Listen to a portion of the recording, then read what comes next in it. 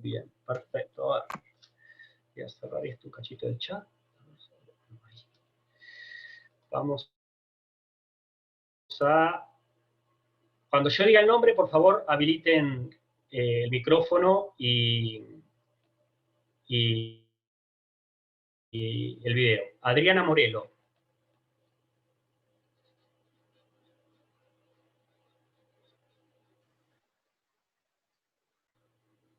Desapareció Adriana Morelo.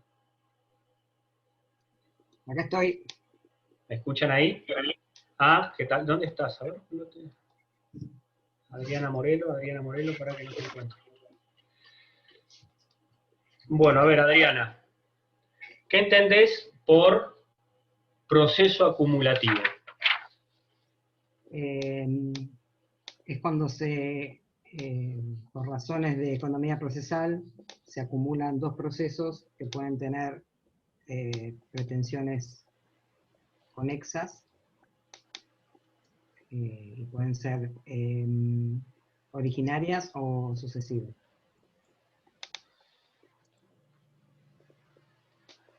El concepto era mucho más sencillo, Adriana. ¿Qué entendés por proceso acumulativo? Estás hablando de acumulación de procesos y en realidad habíamos dicho que era un proceso que tenía un fin.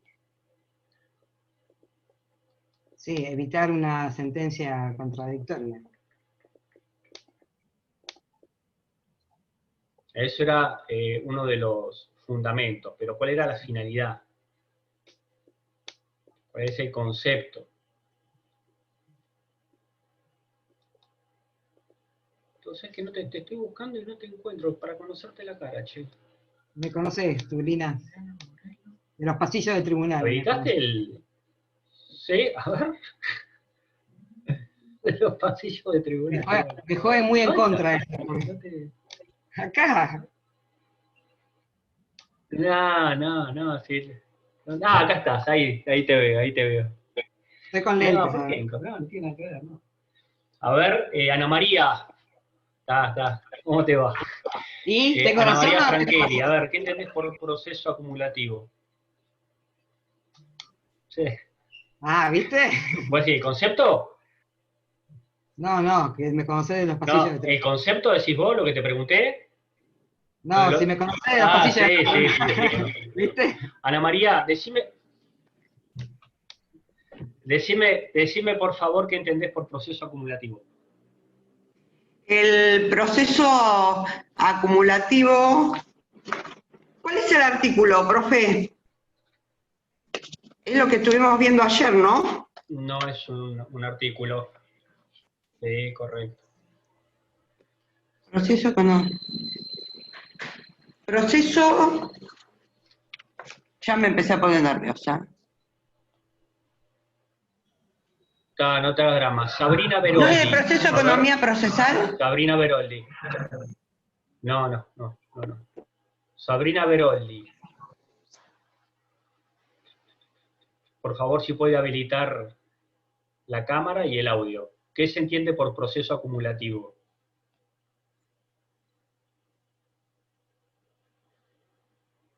Sabrina no tiene ni micrófono ni cámara. Bueno, está bien. Profe, ¿no es aquel que... Vamos a Mariano Richiar.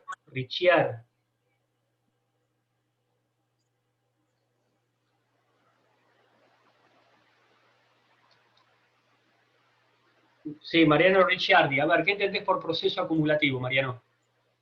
Disculpe, alguien estuvo hablando, pero quiero elegir a la gente y preguntarle.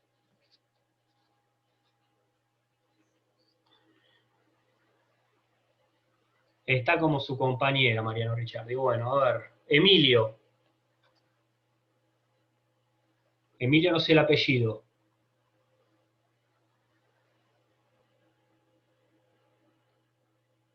¿Qué se entiende por proceso acumulativo?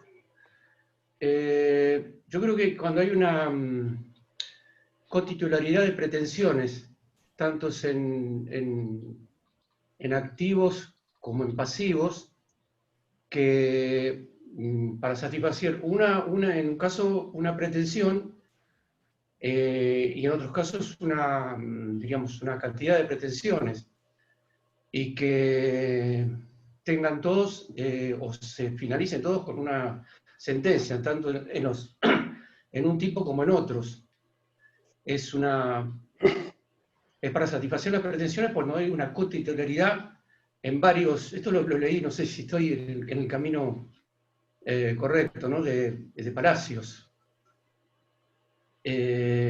Después... Sí, no, pero es mucho más sencillo la definición, es mucho más sencilla la definición. A ver, ahí Sabrina dice que le pregunté, a ver Sabrina, contestá por chat, por favor.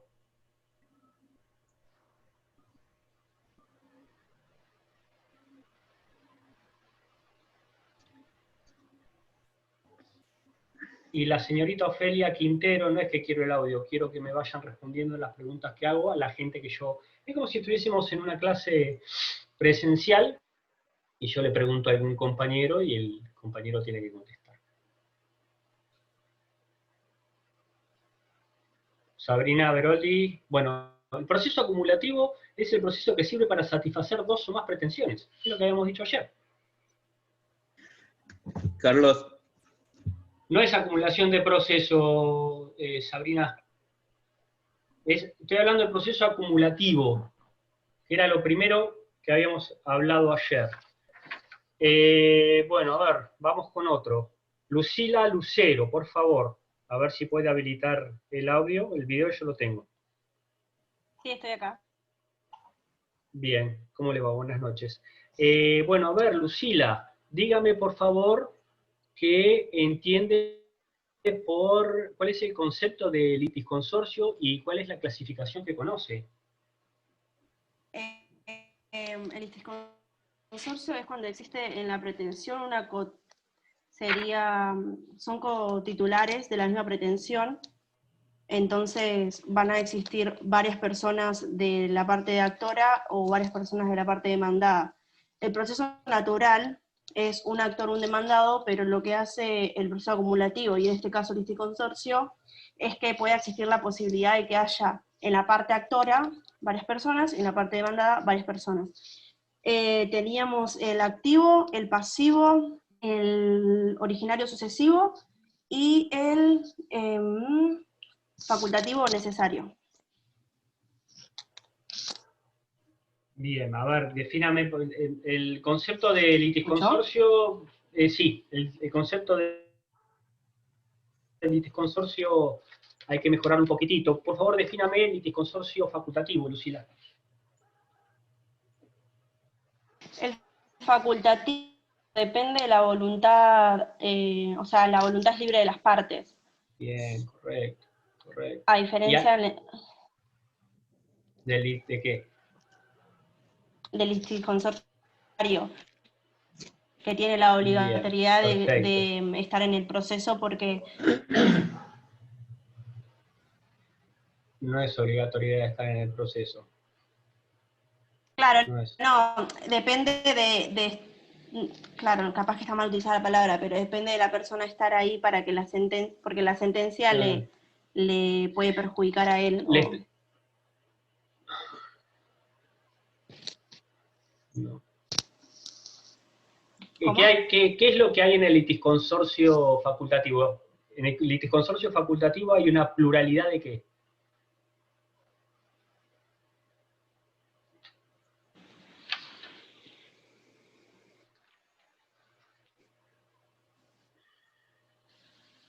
¿Perdón, qué?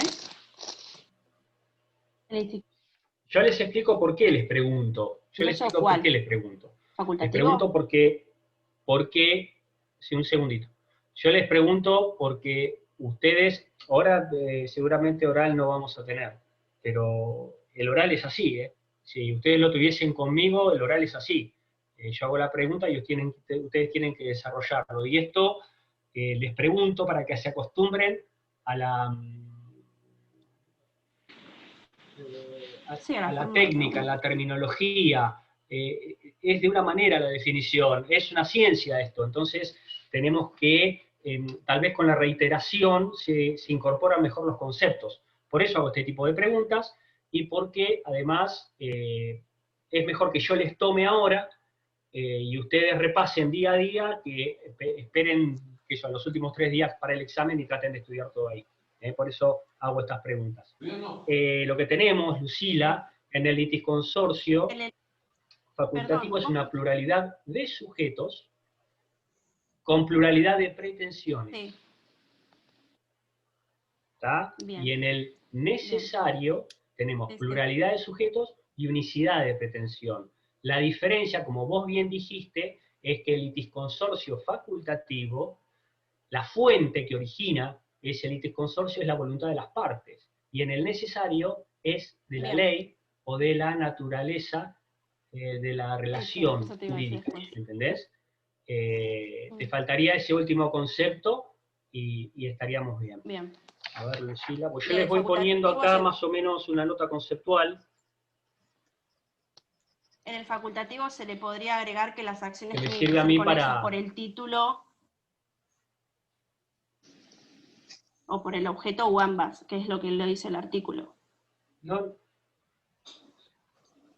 Sí, sí, pero más que nada... Para cerrar el concepto de facultativo. Caballero Blanch, Bien.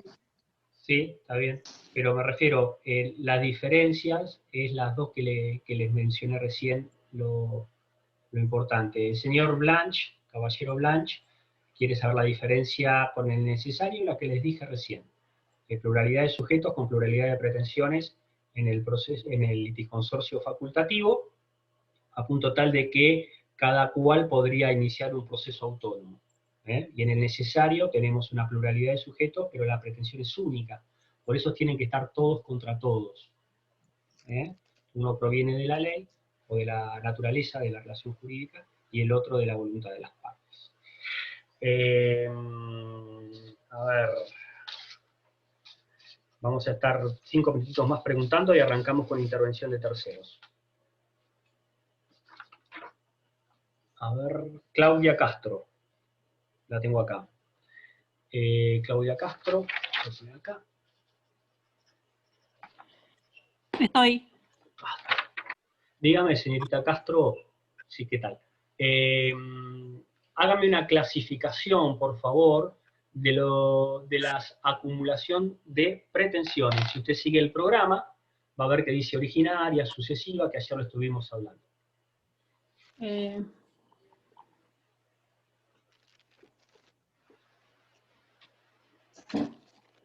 La originaria es la que está dentro de un mismo proceso y que comienza con la demanda. La sucesiva es cuando se puede agregar dentro del mismo proceso.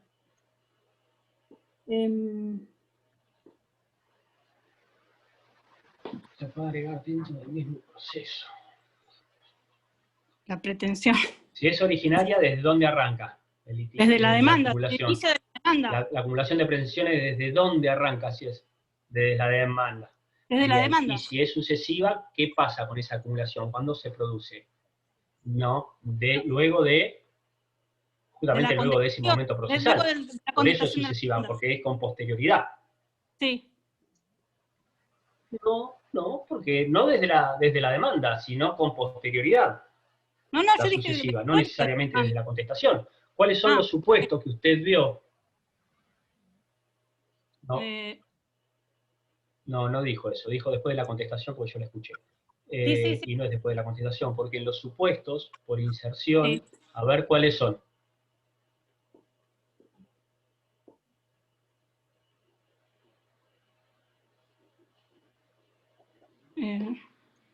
No sé si puede habilitar la cámara. No, la cámara no, estoy con el celular. No se haga problema, no hay problema. No sé quién es Proce Civil.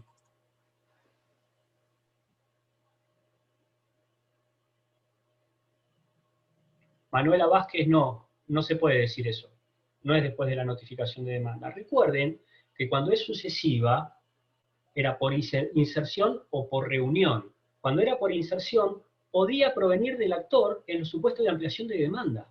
Y vos ampliás demanda con antelación a la notificación. ¿Se acuerdan? antes que se trabe la litis sería, Alan del en centro. todo caso.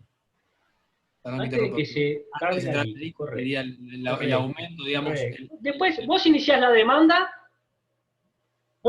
demanda, interponés una demanda, esa demanda tiene una pretensión. Le sumás una pretensión, siendo parte actora, mediante la ampliación de demanda, y ello es previo a la notificación, porque una vez que notificás la demanda, se traba la litis.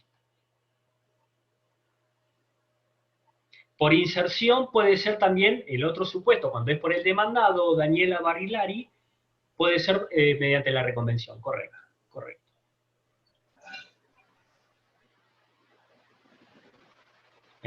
Bien, bueno, vamos a continuar entonces con intervención.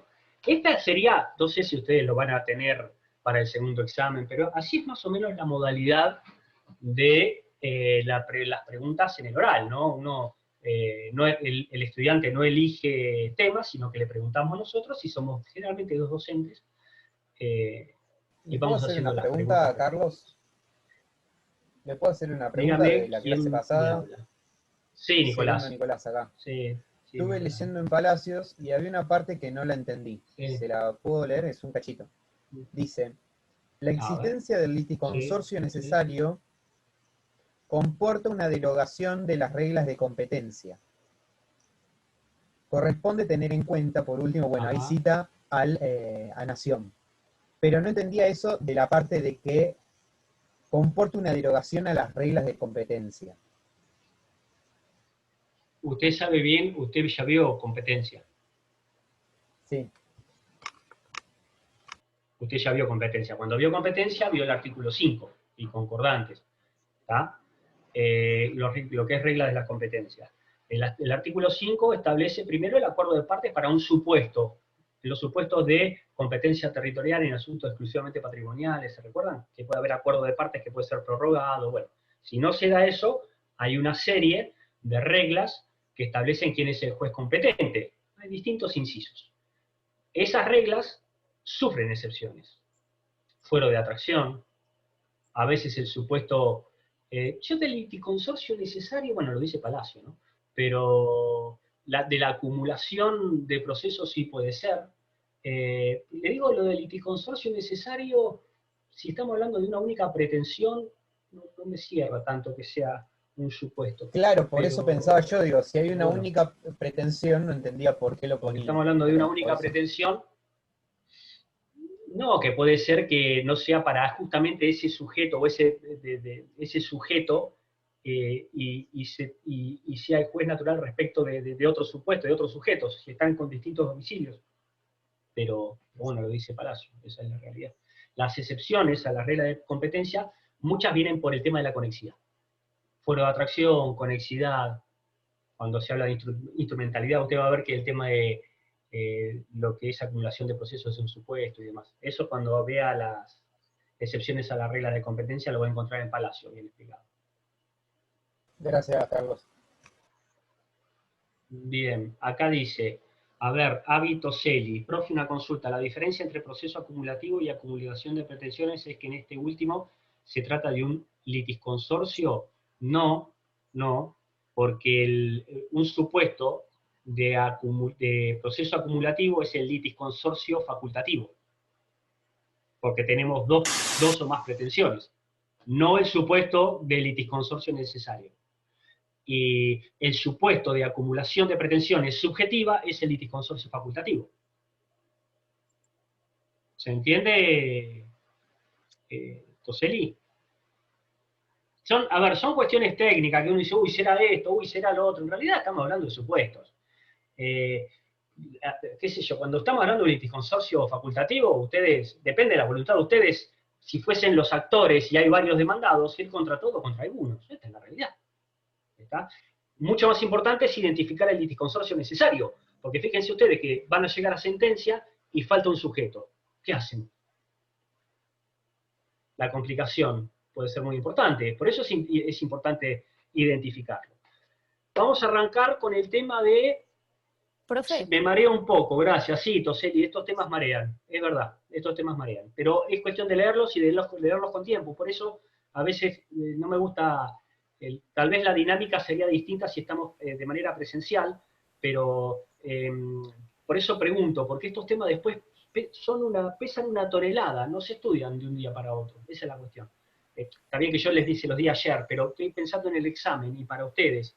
Yo, haciendo esto, es como que ustedes lo leen con antelación y les va a dar, no caigo simpático, pero es más beneficioso para ustedes. Doctor, una pregunta. Alguien me habló, me dijo algo.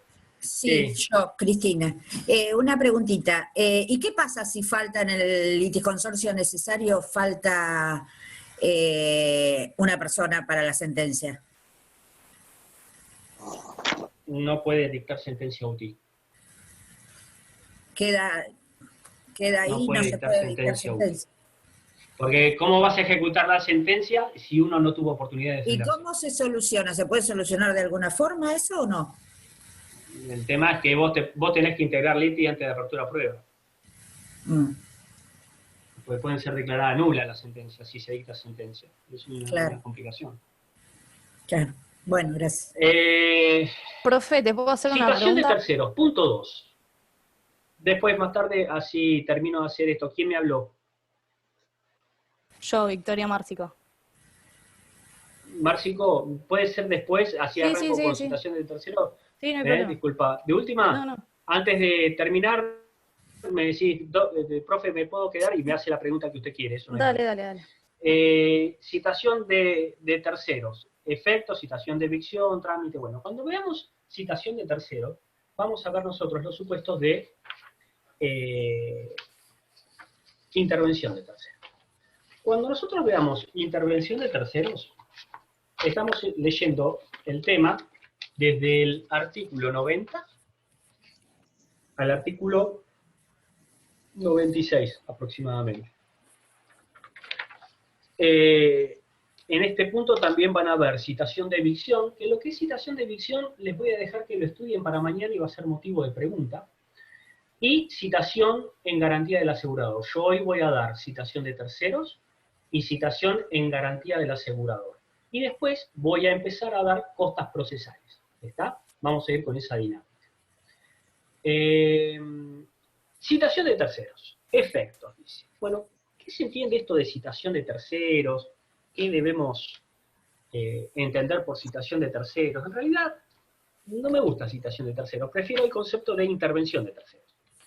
La intervención de tercero está regulada en el código a partir del artículo 90 y hasta el artículo 96.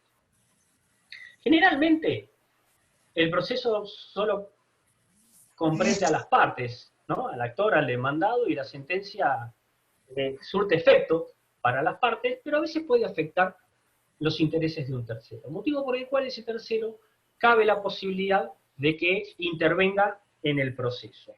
¿Cuál es el fundamento? El mismo que lo que venimos viendo. Economía procesal, evitar el dispendio jurisdiccional, etc. Si yo hablo de intervención de tercero, lo primero que tengo que hacer es conceptualizarlo. ¿Qué ha dicho la doctrina cuando habla de intervención de terceros? Y la doctrina ha dicho, Aldo Bacre, la define a la intervención de terceros como la incorporación de un tercero en un proceso pendiente en forma voluntaria o provocada, con el fin de hacer valer sus derechos. Y yo acá pongo un asterisco. Aunque vinculados a la causa o al objeto de la pretensión, o ambos elementos a la vez. ¿Por qué pongo un asterisco? Pongo un asterisco porque para mí hay intervenciones de terceros que no son para hacer valer un derecho propio, sino un interés propio, pero defienden un derecho de un tercero, que es uno de los integrantes de las partes originarias del proceso. ¿Cómo sería este supuesto? ¿Qué es esto de intervención de tercero? Ustedes piensen, tengo un actor que inició una demanda, un demandado, ¿tá? Que se defiende, dio comienzo a un proceso que tramita en un juzgado. Un tercero se introduce en ese proceso y se coloca, ya sea por un derecho del tercero o por un interés del tercero, al lado de la parte que le interesa que gane el proceso. ¿Está? Puede ser que sea ese supuesto, que es el supuesto de intervención voluntaria de ese tercero, o puede ser que alguna de las dos partes originales le diga, señor juez, llame también a este en calidad de tercero. Y alguna de esas dos partes pida la citación de ese tercero y estaríamos ante una citación obligada de un tercero. Pero en realidad lo que es la incorporación de un tercero a un proceso que es diferente a las partes actor y demandado. ¿Se entendió? ¿De qué estamos hablando?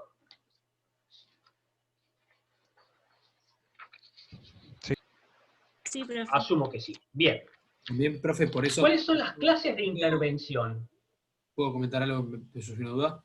Si no, después. Sí, sí, no sé quién está hablando. Juan, no sé si me ve. No, primero termino de dar las clasificaciones y después me comentás, Juan Manuel, si te parece bien.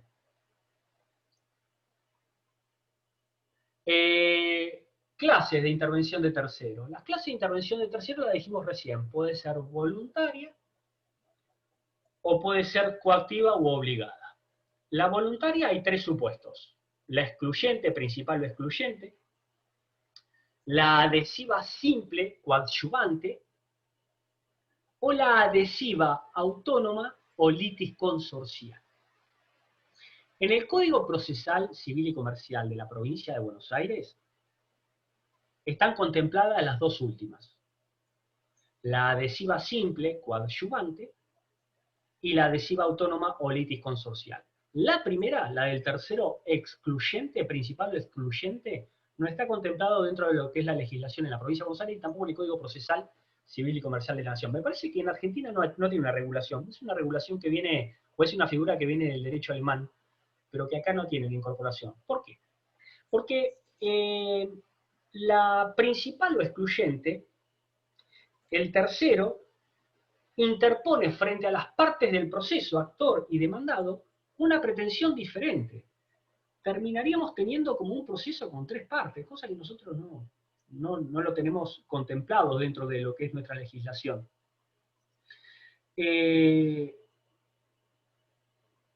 Algún autor, Aldo Bacre, a veces habla respecto de un supuesto de tercería, pero para mí no es un supuesto de tercería, porque la tercería lo que trata es de que se levante un embargo porque la propiedad es mía o que me paguen primero a mí porque tengo mejor derecho que aquel. Pero no es una pretensión diferente a las partes principales del proceso. Pero sí está contemplado dentro del Código de Rito provincial y nacional los otros dos supuestos, que es la intervención de tercero. Siempre estamos hablando de la voluntaria, la intervención del tercero, adhesiva simple coadyuvante y la litis consorcial. ¿Qué dice el artículo 90 del Código Procesal? Si alguno me lo puede leer, no sé... antes de entrar, Juan Manuel, vos querías preguntar algo, ahora que terminé la clasificación. No, yo le quería consultar si estaba bien el razonamiento de decir que no es parte, porque como ya está, como dice el artículo, puede ser en cualquier etapa del proceso, como usted decía, para configurar un litis consorcio, para configurarse como parte, tiene que ser antes de la apertura a prueba, para no generar un grave irreparable la parte que se incluye. Se podría decir que es tercero en cualquier etapa del proceso, porque no es parte, no puede ser tomado como parte por una de las cuestiones obvias del proceso de seguir ese orden. ¿Me explico lo que digo? A la hora de la creación de la prueba, de la configurarse previa. Sí, por supuesto. Creo que tenés razón respecto de la adhesiva simple, no así respecto de la litis consorcial. La litis consorcial no, podría ser la litis consorcial. Por las facultades que tiene el tercero litis consorcial. Listo, mira esa. Ahora lo vamos a ver. ¿Querés que lea? Bien, ahora lo vamos a ver. Sí, por favor, artículo 90. Por todo el resto, antes de que empiece la lectura, todo el resto, por favor, con el código en la mano, leyendo el artículo 90. Intervención voluntaria. Podrá intervenir en un juicio pendiente en calidad de parte, cualquiera fuere la etapa o la instancia en que éste se encontrase, quien 1. Acredite sumariamente que la sentencia pudiera afectar su interés propio. 2. Según las normas de derecho sustancial, hubiese estado legitimado para demandar o ser demandado en el juicio.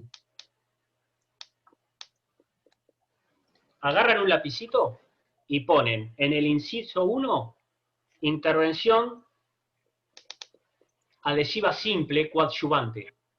Y en el inciso 2, intervención de tercero adhesiva autónoma o litis consorcial, que son los dos supuestos que hay. Fíjense la diferencia. El primero habla de pudiera afectar un interés propio, y el segundo habla de que hubiese estado legitimado para demandar o ser demandado. Tengan presente que cuando hablamos de esto, el tercero voluntariamente, ya no lo llama el juzgado, eso viene después, el tercero voluntariamente se mete en un proceso ya iniciado y se coloca al lado de la parte que le interesa que le vaya bien en el proceso. Uno, porque tiene un interés, y el otro porque podría haber demandado o podría haber sido demandado. ¿Podría repetir los nombres que dijo? Sí, cómo no. Inciso 1, intervención de tercero, adhesiva simple o coadyuvante. Inciso 2, autónoma o litis consorcial. Más o menos están viendo con la lectura por qué es una y por qué es la otra. Bien, ¿cuál es la diferencia? Vamos a la primera, a la intervención adhesiva simple o coadyuvante. Esto está contemplado, dijimos, en el artículo 90, inciso primero, pero también en el artículo 91. Este tercero tiene un interés, ¿tá?, propio, coincidente con el derecho alegado por una de las partes. En realidad se mete al proceso por un interés propio, pero para defender un derecho ajeno. ¿Está? Se mete al proceso por un interés propio, pero para defender un derecho ajeno.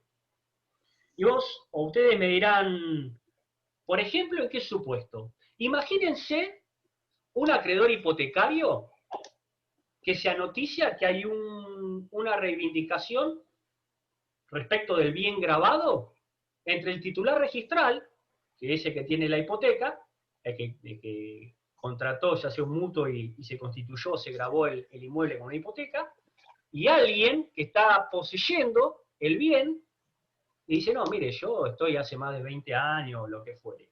Si en ese proceso de reivindicación no se puede recuperar el bien, el acreedor hipotecario va a tener un problema. Entonces, él puede ingresar a ese proceso por un interés propio, que es el tema de la hipoteca, porque detrás hay un negocio jurídico, tal vez un préstamo.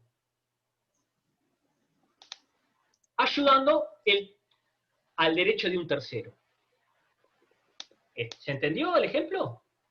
Otro ejemplo. En el viejo Código Civil había un artículo que era el 2023, 2024, por ahí, que hablaba de la posibilidad de que el fiador participe en un proceso entre el acreedor y el deudor respecto de la existencia de la obligación. Fíjense si no va a tener interés, porque si se decreta que la obligación no existe, el fiador zafa.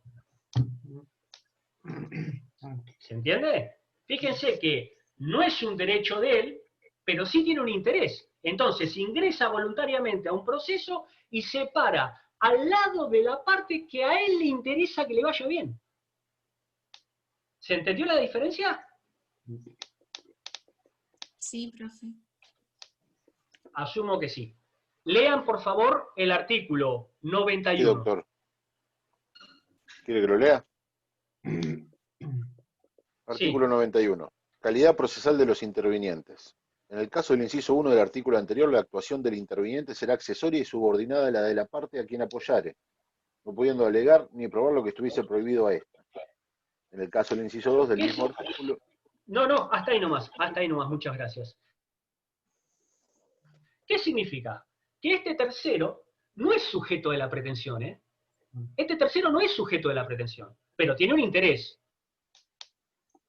Ahora, la ley le permite ingresar porque tenés un interés, ayudás a un derecho ajeno.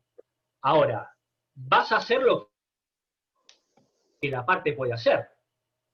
Vas a hacer lo que la parte puede ser. El cuatrimestre pasado puse un ejemplo ridiculísimo, que después me dio vergüenza, pero se los voy a volver a decir. Y tiene que ver con las sombras. Y tiene que ver con las sombras. La sombra no se mueve diferente a lo que me muevo yo. La sombra sería el tercero simple, adhesivo simple y coadyuvante. No va a poder hacer más de lo que yo hago.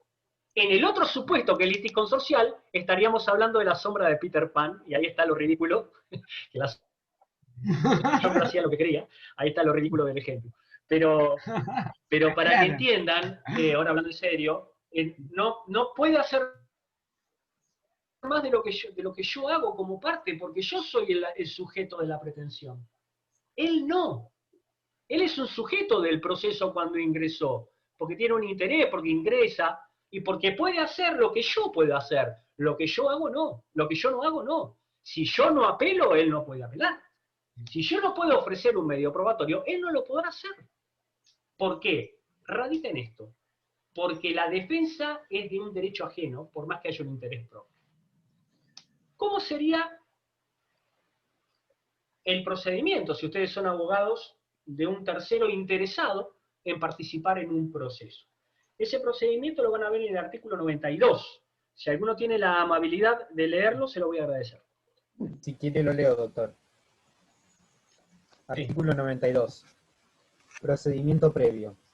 El pedido de intervención se formulará por escrito, con los requisitos de la demanda, en lo pertinente. Con aquel se presentarán los documentos y se ofrecerán las demás pruebas de los hechos en que se fundare la solicitud. Se conferirá traslado a las partes y si hubiese oposición, se la substanciará en una sola audiencia. La resolución dictará dentro de los 10 días. De 10 días. Bien. ¿Cuáles son los caracteres que ustedes tienen que tener presentes para formular este pedido de intervención? Por escrito. Por escrito.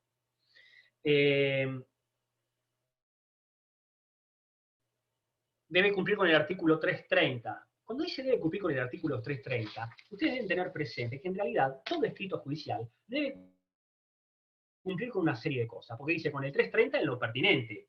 Acá el tercero, este tercero no tiene una pretensión, tiene un interés que debe demostrar de acuerdo al 90 inciso primero. ¿Está? Entonces, por escrito, que cumplan con lo 330 en lo pertinente. ¿Y qué es eso? Y tiene que ver con el escrito de demanda, el formato del escrito de demanda, sujeto, actor, demandado, etc. Bueno, quién es el tercero, todos los datos de la carátula, pues sería el 330 y sería además el 40, que tiene que ver con la constitución de domicilio, el 46 a 48, que tenga que ser por apoderado, o invocando la figura de gestor procesal, o el 56, si hay patrocinio, tiene que cumplir con el formato del 118, del 115, pero además con las acordadas. ¿Qué tipo de acordadas? La 3886 en cuanto a la presentación de escritos electrónicos, y ahora la 3975, que tiene que ver con toda la modificación que hubo en cuanto a los escritos judiciales. Pero además debe invocar cuál es ese interés y debe ofrecer toda la prueba documental y los restantes medios probatorios.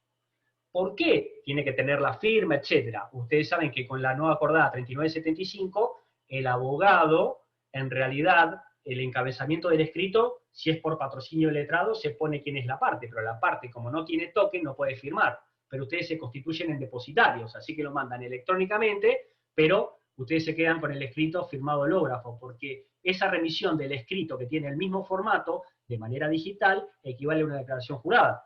¿Está?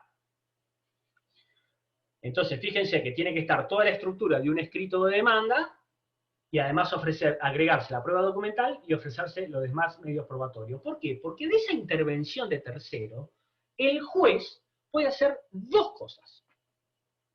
Puede ser que rechace in limine la pretensión o que haga lugar y dé los traslados. ¿A quién? A las partes. Parte actor y parte demandada, a quienes se deberán expedir. Por eso es necesario cumplir con todos estos recaudos.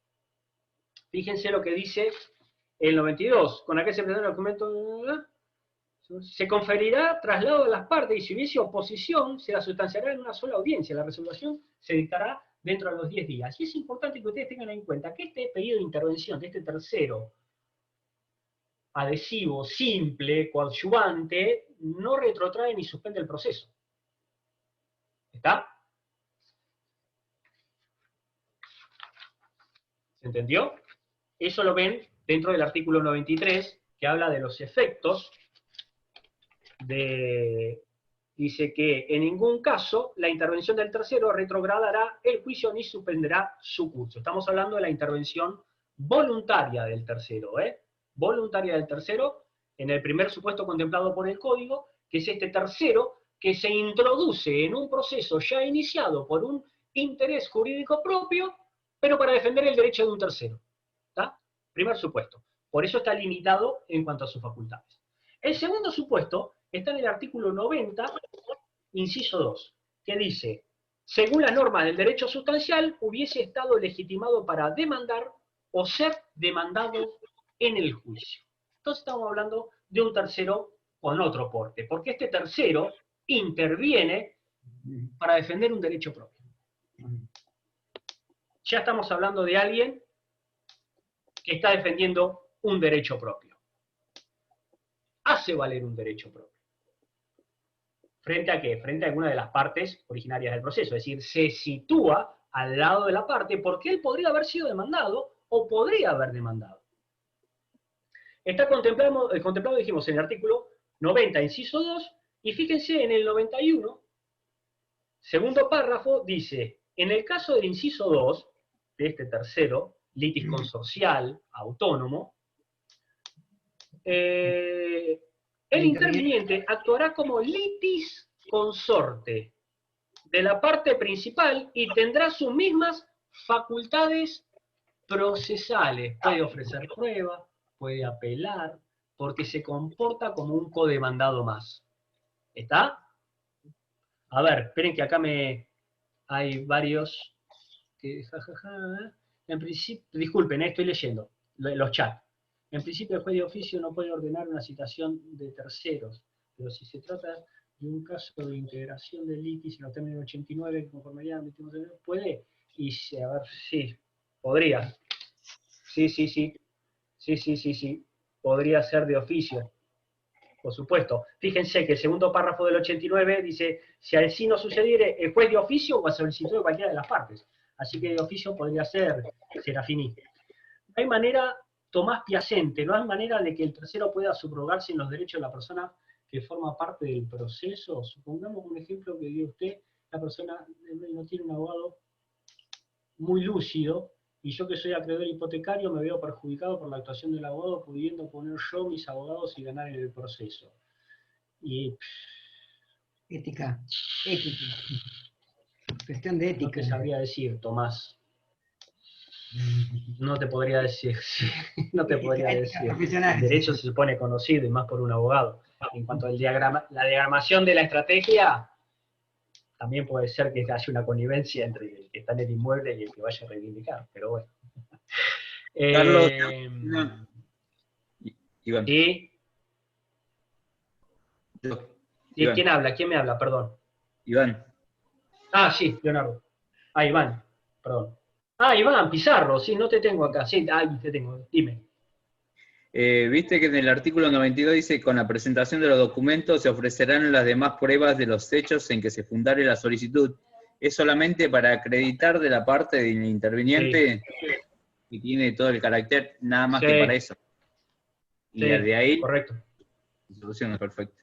Y en principio sí, No, por favor. Yo tengo una consulta también. Sí. Decime, Leonardo. ¿Y por qué lo diferencia del litisconsorcio, en este caso entonces el legislador, del facultativo? Si le da los mismos beneficios, lo lleva a la misma instancia, tiene la misma calidad procesal. No entiendo. ¿Cuál sería la diferencia de esta intervención de tercero que se comporta como tal porque podría ser demandado y demás? Los efectos de la sentencia. Sí. Los efectos de la sentencia. Claro. Porque pareciera que la sentencia también puede involucrarlo, pero hay jurisprudencia que en realidad a veces esta intervención del tercero no se encuentra dentro de lo que es la sentencia, sino que abarca a las partes originales. Perfecto, pero no, porque no me Porque no vos decís, entendía ¿qué el porqué de la diferencia hay diferencia. entre un litisconsorcio? Acá sí, pero igual, en el litisconsorcio, las partes, estoy pensando en un supuesto, claro, pasa que es muy fina la diferencia, ¿viste? Es recontra fina la diferencia.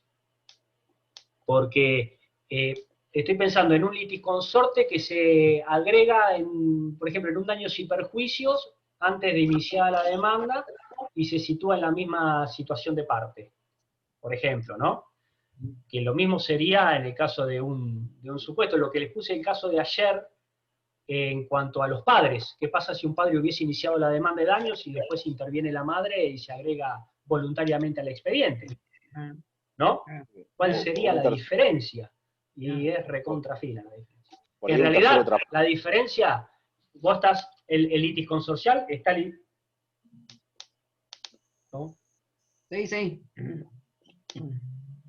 No, que decía, por ahí un tercero transportado podía llegar a tomar esa situación y que la sentencia no lo afecte como las partes. Y lo que pasa Porque que... podría ir contra el tercero contra los ese dos, ya es contra parte. actor y demandado. ¿Quién? El tercero transportado. ¿Un tercero transportado en un siniestro, decís vos? En un siniestro. ¿En un siniestro? Sí. No, iniciaría, si yo soy un tercero transportado y quiero ir contra los dos, inicio un proceso yo. No me meto en el proceso de aquellos dos. Está bien, estoy tratando de razonar. Una mediación, cito a los que considero que son los responsables del daño. No, es que en realidad el tercero, la intervención voluntaria de este tercero litisconsorcial te coloca como un litisconsorte más. Porque en realidad por algo te da las facultades, porque ya te está reconociendo que tenés un derecho propio, porque podrías haber demandado o haber sido demandado. Entonces estaríamos hablando también de un supuesto litisconsorcial, por algo se llama litisconsorcial. No, está claro, pero ahora charlándolo por ahí desbrozamos un poco más. El tema son los efectos de la sentencia.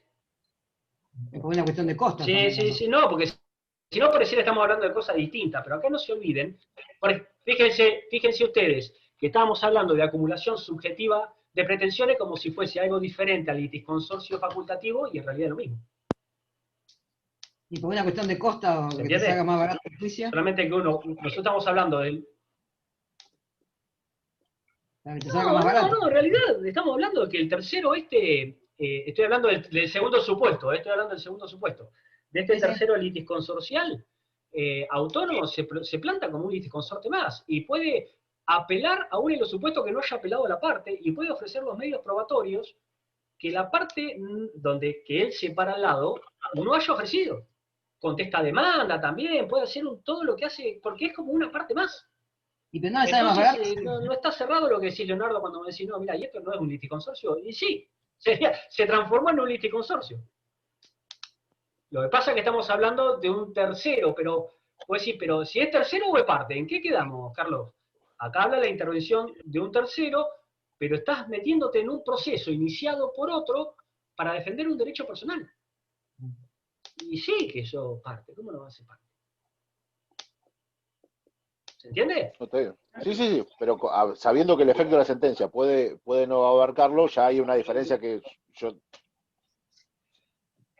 A ver, depende de la situación también de lo que estemos hablando. Depende de la situación de lo que estemos hablando, Leonardo. Pero no es que es una cosa o la otra, sino que la intervención voluntaria de este tercero litisconsorcial transforma ese proceso de A contra B en un litisconsorcio facultativo, por ejemplo. Está bien, es lógico, sí. ¿Entendés? Sí. Porque digamos, se están juntando dos pretensiones. Si vos tenés un derecho es un tercero personal, hasta tanto y cuanto ingresa al proceso y ahí lo transforma en un litisconsorcio. En este supuesto que te di yo a lo último, porque vos fijate que la ley le concede las mismas facultades que la parte, es decir, que pasa a ser sujeto de la pretensión. Sí, siempre hablando del inciso 2. Se transforma en partes, son 3 partes en ese caso. Sí, no, bueno, es que vos me lo decís Y sí, para mí se transforma en un liticonsorcio. Si A contra B aparece C y se para al lado de A, y sería A y C contra B. Porque él podría haber demandado o haber sido demandado. Dice, él podría haber demandado. Entonces, se cita al lado. Se ahorra unos pesos. ¿Entendés? Y se comporta como una parte más. No, después de ir con su abogado también. A ver, Ofelia, ¿qué me dice? ¿Puede ser el caso del acreedor solidario, doctor? Por ejemplo, está interesado en que también se le pague su crédito. Que solicita ser actor con quien... Podría ser. Podría ser. Está hablando de un supuesto de obligación solidaria. O sea, se coloca al lado de la parte. Acá estamos hablando de un derecho. Se coloca al lado de la parte y se comporta como una parte más. Como una parte más. Fíjense, 91. Fíjense, 91. Párrafo segundo. En el caso del inciso 2 del mismo artículo, es decir, el 90, el interviniente actuará como liticonsorcio de la parte principal y tendrá sus mismas facultades procesales. Ese es el tema. Y el 96, fíjense que hablan de alcance de la sentencia. En todos los supuestos, la sentencia dictada después de intervención del tercero o de su citación, en su caso, lo afectará como los litigantes principales. El tema es que acá intervino como un tercero con posterioridad, ¿viste? Pero ya para la defensa de un derecho propio. Doctor, una no pregunta. por un interés propio en defensa de un derecho ajeno. ¿Qué pasa en el caso de que las partes o la parte que se adhiera al proceso tenga conflicto con la parte originaria del mismo? Porque puede suceder, ¿o no?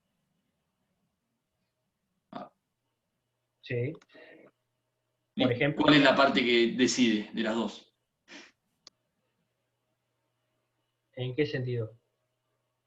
Ahí, en que haya que apelar. Yo no terminemos con el proceso porque no lo quiero estirar mucho más y vos me decís, no, yo quiero apelar. Y me obligás a mí a apelar. Pero esto es lo mismo que el supuesto de liticonsorcio facultativo. Sí, pero ahí me voy si quiero. Liticonsorcio facultativo.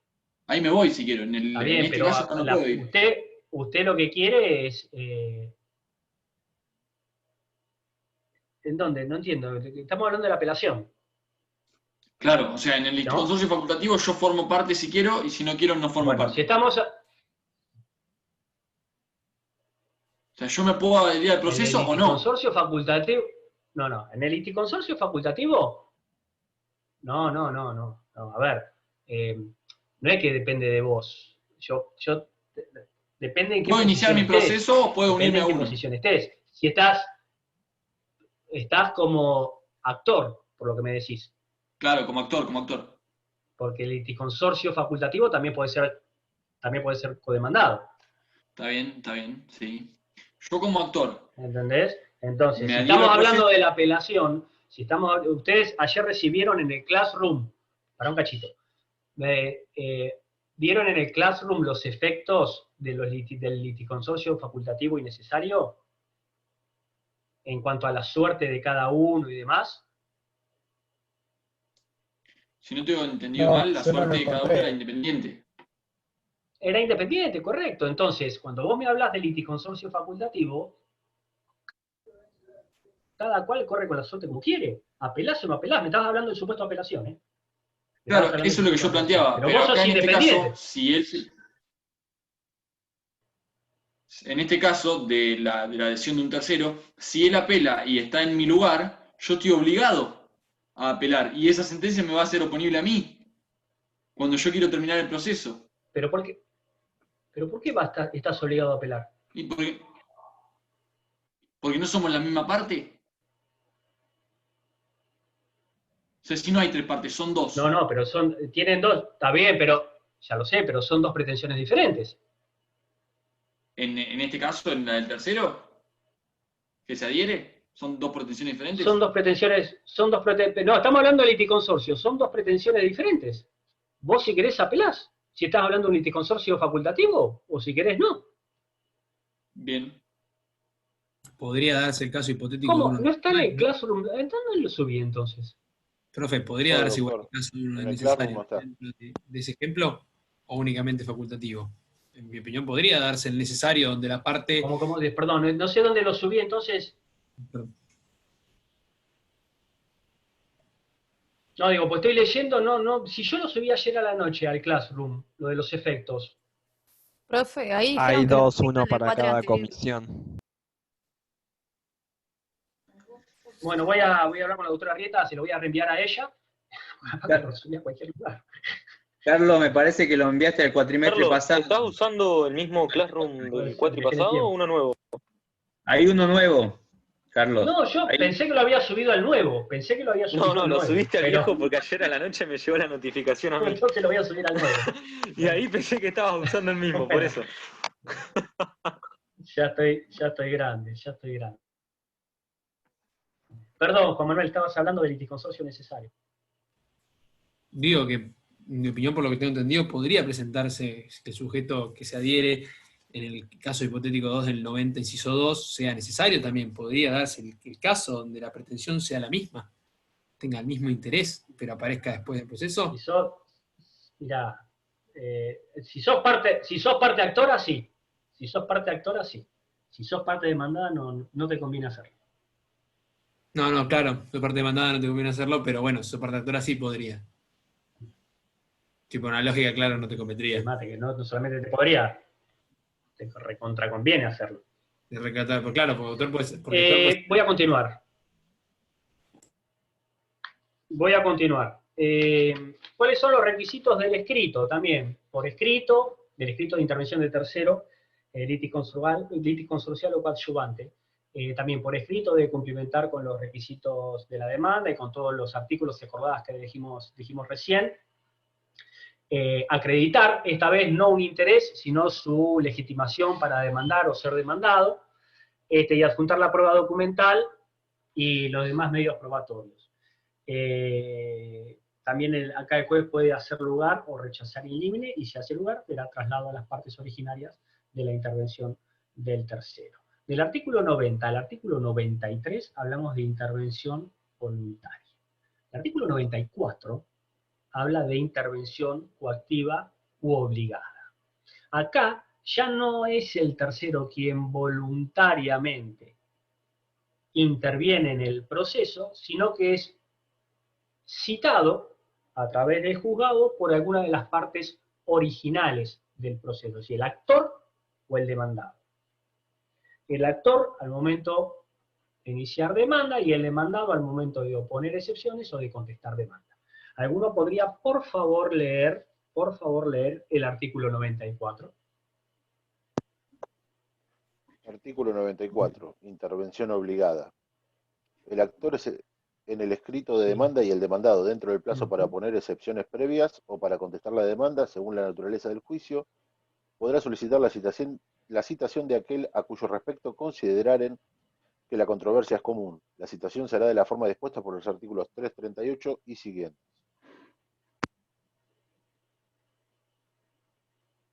Bien. ¿Qué es lo que tienen que tener en cuenta en el artículo 94? Primero, la intervención no nace de manera voluntaria del tercero, sino a pedido de alguna de las partes y es citado por el juez. Acá la citación, ya no hablamos de que tiene un interés común, sino que la controversia es común con este tercero y por eso se lo cita. Aquí también se debe tener en cuenta, así como en la intervención voluntaria no se producía, no se retrotraía ni se suspendía el proceso, acá sí se suspende el proceso. Fíjense que el actor en el escrito de demanda y el demandado dentro del plazo para oponer excepciones previas o para contestar demandas según la naturaleza del juicio podrán solicitar la citación de aquel a cuyo respecto consideraren que la controversia es común, la citación se hará en formas dispuestas. Cuando se cita de manera coactiva, el juez establece un plazo de citación de ese tercero y durante ese plazo se suspende el proceso. Ahora bien, ustedes tengan presente que si están ante un proceso y alguna de las partes originales cita al tercero y el juez establece un plazo de 10 días, por ejemplo, para su citación, tengan presente que la parte encargada de citarlo lo debe hacer. Y si transcurre en el tiempo sin librar la cédula respectiva, ustedes pueden solicitar y deberían pedir un escrito de que se intime por un plazo a que realiza todas las diligencias necesarias para la citación del tercero bajo apercibimiento de tenerlo por desistido de esa citación del tercero. ¿Se entendió?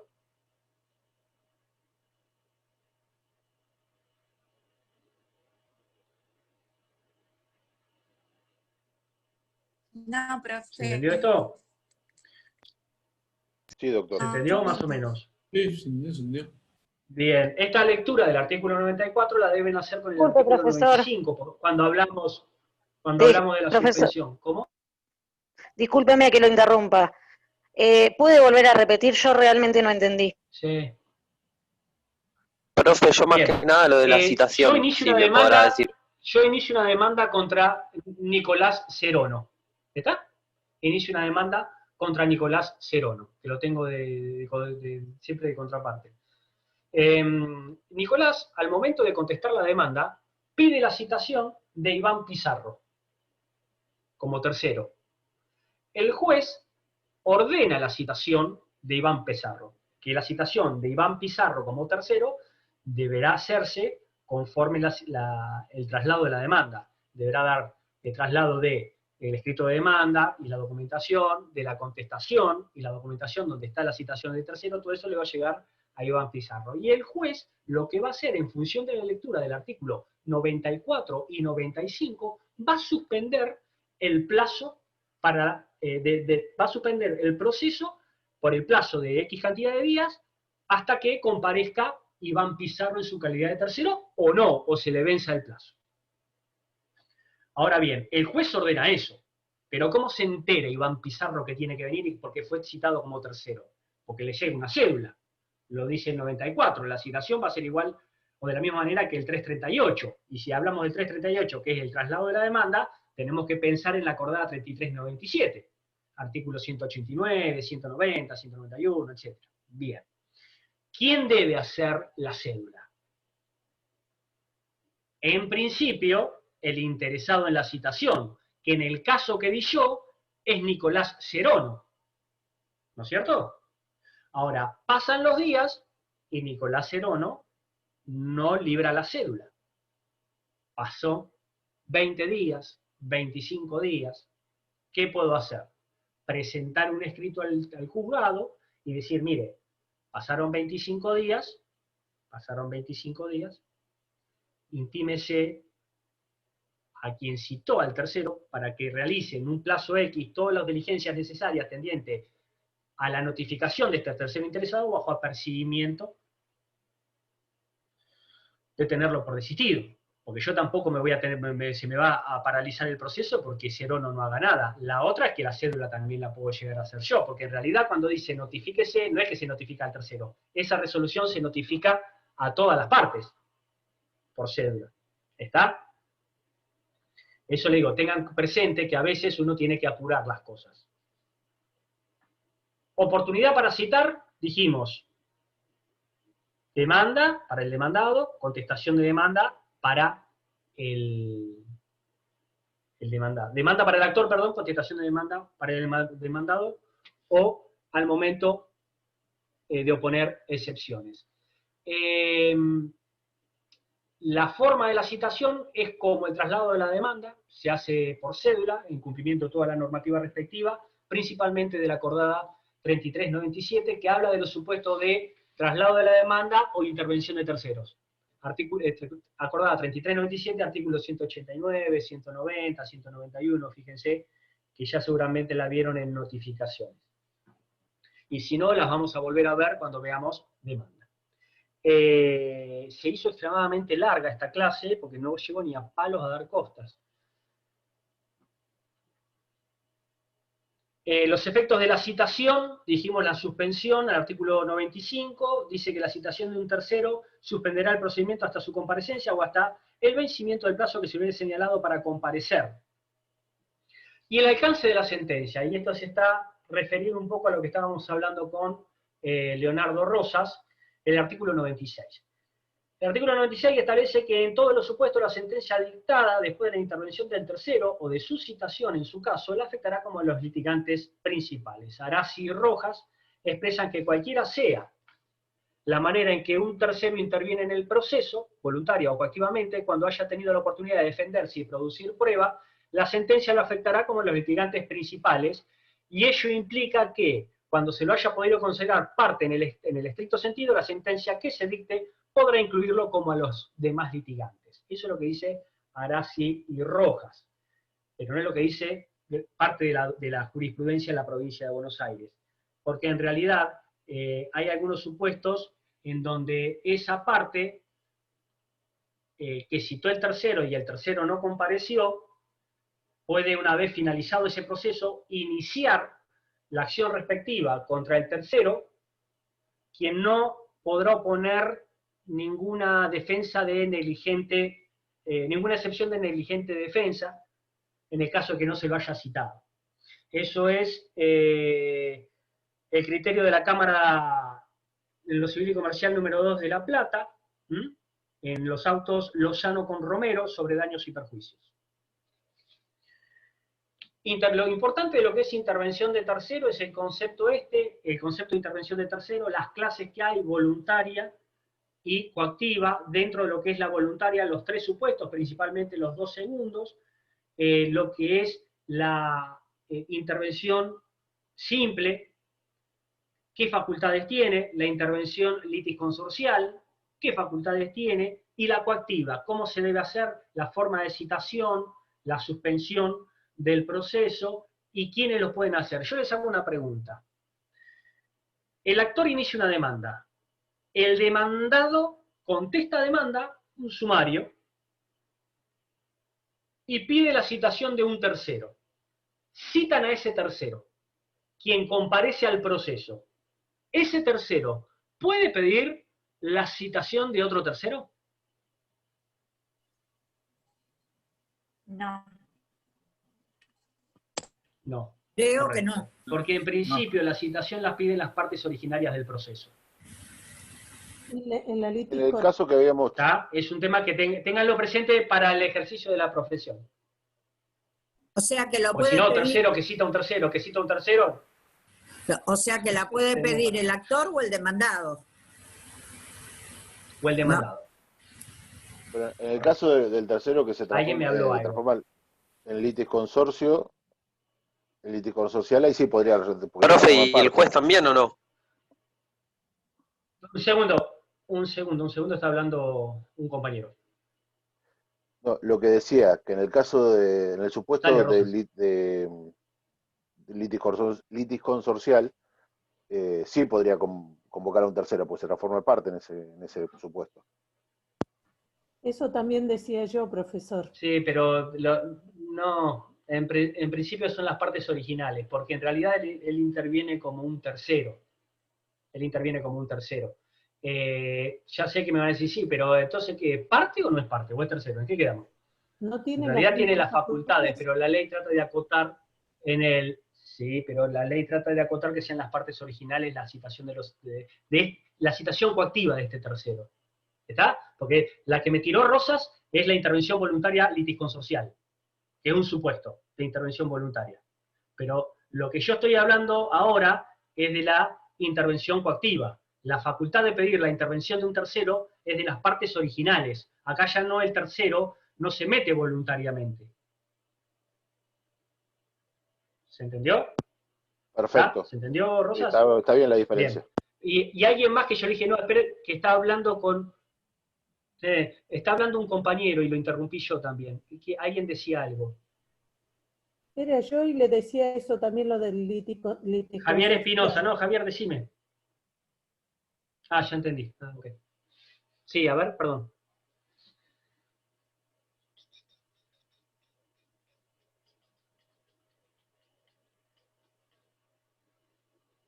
Alguien estaba diciendo algo.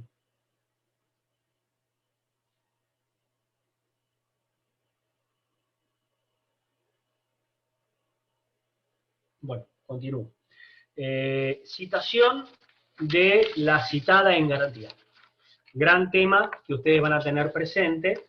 Acá es importante dos cosas de la citada en garantía. Lo que estamos hablando acá, como ejemplo clásico, es del siniestro que ocurre en la vía pública y la posibilidad de citar a la compañía de seguro. ¿Está? Ese tendría que ser el supuesto. La figura de la citada en garantía evolucionó con los años.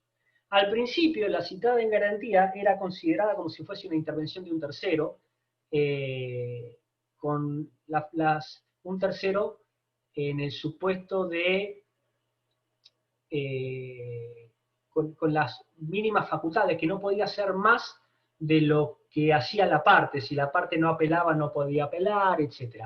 Con los años fue creciendo, y hoy en día, cuando hablamos de la citada en garantía, estamos hablando en realidad de un litis consorcio, facultativo para mí. ¿Está? ¿Qué es lo que nosotros tenemos que tener en cuenta cuando hablamos de la citada en garantía? Primero, la legislación a tener presente es la 17.418, y el artículo a tener presente es el 118 de esa ley. Nosotros lo que tenemos acá es un seguro de responsabilidad, ¿no es cierto? En donde tenemos un asegurado que contrata un seguro, el cual este seguro se compromete a indemnizar todos los daños que cause el asegurado, siempre que se den ciertos recaudos, y a mantenerlo indemne, ¿no? Bueno, perfecto. Lo que ustedes tienen que tener presente, sí, 17.418, 17.418, artículo 118. Lo que ustedes tienen que tener presente en lo que es la citación de garantía, recuerden, ejemplo, A va manejando, pasa una bicicleta, la embiste, y el de la bicicleta le inicia un juicio a A, que A tiene una compañía de seguro, porque tiene un seguro contratado. Lo que ustedes tienen que tener en cuenta es quién puede citar a la compañía y los alcances de la sentencia o los efectos de la sentencia. En el supuesto de la citada en garantía, les puse el del siniestro, pero puede ser cualquier contrato de responsabilidad civil. En el supuesto de la citada en garantía, la citación de la garantía puede realizarla el damnificado o el asegurado. En el ejemplo, yo voy manejando mi auto, embisto a una persona que se traslada en bicicleta, esa persona me inicia un juicio a mí. Yo tengo federación patronal, por ejemplo. Bien, ¿quién puede citar a federación patronal? La puede citar a quien yo embestí, el que iba en bicicleta, o lo puedo pedir yo. Es decir, el damnificado o el asegurado. ¿Está? Porque hay un contrato de seguro por el cual esa compañía de seguro debe indemnizar los daños y mantenerme indemne a mí. Tema muy importante. ¿Cuál es la naturaleza jurídica de esta citación en garantía? Cuando quien cita es el damnificado, el de la bicicleta. Tengan presente que la doctrina hace muchos años discutía a ver cuál era la naturaleza jurídica, pero ya quedó zanjado el tema, y es una acción directa, no autónoma. Acción directa, no autónoma. ¿Qué significa? Que el de la bicicleta puede citar a Federación Patronal, pero me tiene que demandar a mí. No puede ir directamente contra Federación, pero yo tengo que estar codemandado. Lo que no puede hacer es ir autónomamente contra la compañía de seguro. Porque el obligado principal soy yo. La compañía de seguro responde en función de un contrato que tiene conmigo. Y la compañía de seguro va a decir, mire, yo respondo o no respondo. ¿Por qué no respondo? Porque por más que tenga el cosito de la compañía de seguro, la póliza no la tiene paga, porque venía ebrio manejando, y esas son eximentes para mí. No voy a responder. Entonces, el damnificado puede citar a la compañía de seguro, dice el 118, pero esa es una acción directa, no autónoma. La cita directamente, pero conmigo. No puede ir autónomamente, no puede ser Juan Pérez contra Federación Patronal. tiene que ser Juan Pérez contra Carlos Turinas y Federación Patronal, pidiendo la citación. ¿Se entendió? Sencillo el tema. Pero también la puedo citar yo. Es decir, capaz que Juan Pérez, el que venía en bicicleta, me inicia a mí la demanda, y yo digo, no, yo tengo un contrato de seguro. Y la citación la puedo hacer yo, también contemplado por el 118.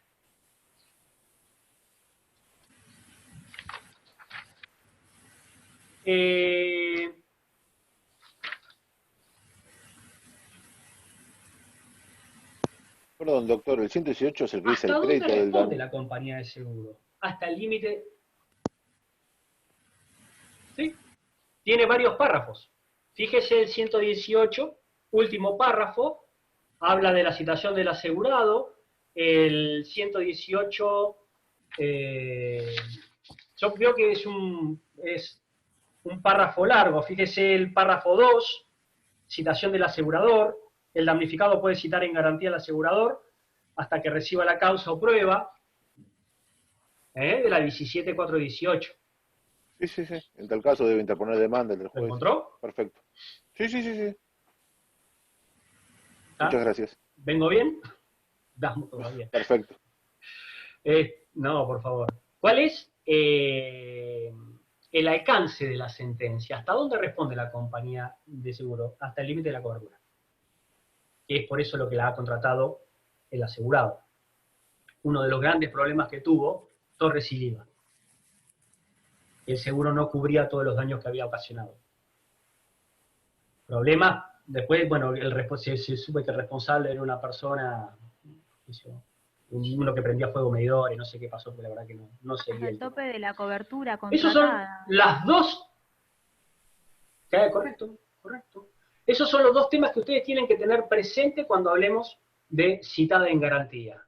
La naturaleza jurídica de esa citación, quién puede solicitar la citación, si es el damnificado que recaudo, la naturaleza jurídica, acción directa no autónoma, el asegurado también lo puede hacer, y cuáles son los alcances de la sentencia.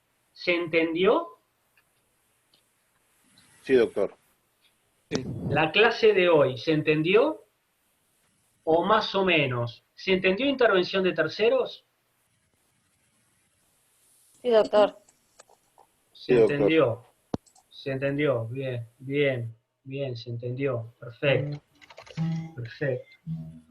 Porque a veces uno habla, no, pero si era liticonsorcio, no, pero si acá se acumulan pretensiones, no, pero si esto, y se te arma. Por eso les dije, de todas las bolillas de la primera parte, tal vez la que mayor dificultad presenta, porque pareciera que hablamos de varias cosas, pero a veces estamos hablando de lo mismo mirado de distintos lugares.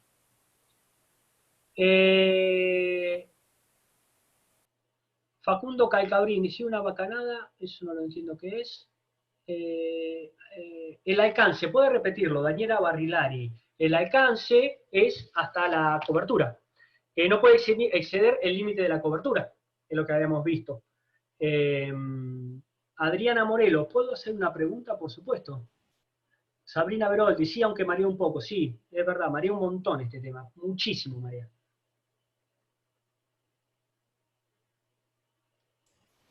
Decime, Adriana.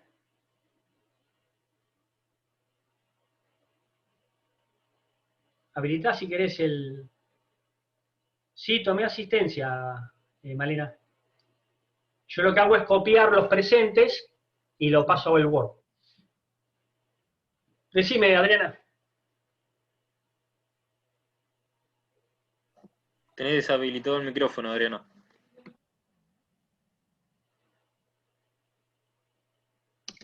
¿Ahora? Me pone muy nerviosa esto. ¿Sí? ¿Ahora sí? Bueno. A mí también. Sí, no, estoy grande para estas cosas yo ya. Cuando se presenta el tercero, que dice que se le puede designar una audiencia después. Sí. Si el tercero se presenta posteriormente a la audiencia preliminar, el tercero que tiene facultades, obviamente, ¿no? Sí. En ese caso, ¿la audiencia que nombra el código es una audiencia, como una especie de audiencia conciliatoria, o vuelven a ser una audiencia preliminar con la prueba que acompaña el tercero? No, en realidad la audiencia que hace referencia es para que se produzcan los medios probatorios ofrecidos por las partes. O sea que sería una preliminar. Sería una preliminar. No sería una preliminar. No. Me parece que en realidad hace referencia a esa audiencia. ¿Viste cuando habla en distintas partes del código se va a resolver la prueba en una audiencia y nunca hay una audiencia? En realidad tenés que producir los medios probatorios ofrecidos en los escritos respectivos. ¿Cuáles serían? El escrito de intervención y los escritos contestando el traslado de la intervención de las partes originarias donde se oponen. Ajá. Ya sea porque niega la documentación, ya sea por esto, ya sea por lo otro. En realidad tendría que producirse esos medios probatorios. Ah, perfecto. Gracias, Carlos. Carlos, yo tengo una pregunta. A ver, perdón, un segundito, ya estoy, disculpen. María Belén Obaica. Profe, última pregunta. ¿Diferencia entre liticonsorcio pasivo necesario e intervención obligada de terceros? Es que no necesariamente la intervención obligada de terceros es un litisconsorcio pasivo necesario. Porque te voy a poner un ejemplo. Y ya habilito la pregunta de que me estaba hablando, pero te voy a poner un ejemplo. Yo me dedico al derecho laboral, exclusivamente al derecho laboral. Hago muy poco civil. En realidad conmigo trabaja la doctora Rieta, y ella hace la parte civil. Yo me dedico al derecho laboral. Y tengo una empresa que cambió todo el directorio. Todo. Y nos han llegado demandas por trabajo no registrados al nuevo directorio. Es decir, a la empresa con el nuevo directorio. ¿Qué es lo que he hecho yo? No, pará, si vos estás diciendo que te contrataron cuando estaban los integrantes del anterior directorio, mando a buscar a los anteriores directores por un tema de responsabilidad. ¿Está? Entonces, va a venir esa obligación en el área laboral, solidaria. Por ende, si el actor gana, le puede cobrar la totalidad a cualquiera de ellos y después habrá una repetición entre los codemandados. Ahora, esa citación que pedí yo no necesariamente transformó a esa situación en un litisconsorcio pasivo necesario. Al contrario, es un litisconsorcio pasivo facultativo. Porque el tribunal va a poder dictar y evaluar las conductas independientemente. Es más, si yo no lo hubiese pedido la citación, puede dictar sentencia y yo como empresa después ir una acción de responsabilidad contra los anteriores directores. ¿Por qué los traigo? Para facilitar la negociación. ¿Está? Y para que se defiendan, porque si yo después, eso es lo que estábamos hablando de la excepción de negligente defensa. Si yo no lo cito y después yo quiero iniciar una acción de responsabilidad contra esos directores, y pero flaco, vos no me llamaste para que yo me defienda ahí. Me estás hablando de una sentencia de un proceso en el cual yo no participé porque no me pude defender. Y tenemos que volver a discutir todo otra vez. ¿Se entiende? ¿Se entendió, María Belén? Profe, gracias. Los concursos. Bueno, alguien me iba a hacer una pregunta. Ahí te digo, Leandro, ¿eh? Sí, yo, profesor. Concursal, no, mundo aparte. Bueno, sí, ¿quién? ¿Quién es yo? Nicolás. Cerón acá. Nicolás, a ver. La contraparte. Sí. Doctor, cuando se refirió que los terceros no pueden pedir la citación de otro tercero, toda esa mención, ¿es respecto a toda la intervención de terceros o a la intervención obligada? ¿Se refiere a la intervención obligada, a la intervención voluntaria o a ambas? A la obligada solamente. No, se refiere a la intervención obligada, al 94. Cuando yo mencioné, lo que mencioné de la prohibición de la citación de un tercero que no provenga de las partes originarias, habla del 94. Por ejemplo, Por ejemplo, en el caso que yo les di, en un caso que me pasó, el actor inicia la demanda contra la empresa, clientes míos, y yo lo que hago es citar a 2 de los anteriores directores. Y esos directores se presentan en este proceso como terceros citados, de manera coactiva, y piden la citación de otros 2. Y yo le dije, no, porque esas citaciones me corresponden a mí, o a la parte actora al momento de interponer la demanda, pero no a los terceros, porque así lo entiende también la doctrina y la jurisprudencia y me hicieron lugar. Claro, porque si no... Entonces, ese principio de que los terceros no pueden citar a terceros es solo para la intervención obligada. Esa es la coactiva. La coactiva. Perfecto, claro, sí, gracias. Creo que lo había dicho, ¿eh? Creo que lo había dicho. Leandro, si no, esos terceros... Pasa algo similar cuando un directorio toma decisiones, cuando un directorio toma decisiones para insolventar a una sociedad y luego son removidos o renuncian, no tengo ni idea, Leandro. Concursal no hago ni que me paguen. La verdad que no te sabría decir. Eso sí es un laberinto. Yo lo único que hago de concursal es verificar créditos laborales y pronto pago. Pero no te sabría decir. Si querés te lo consulto con algún concursalista, pero no tengo ni idea de eso. Y lo que decía Cristina...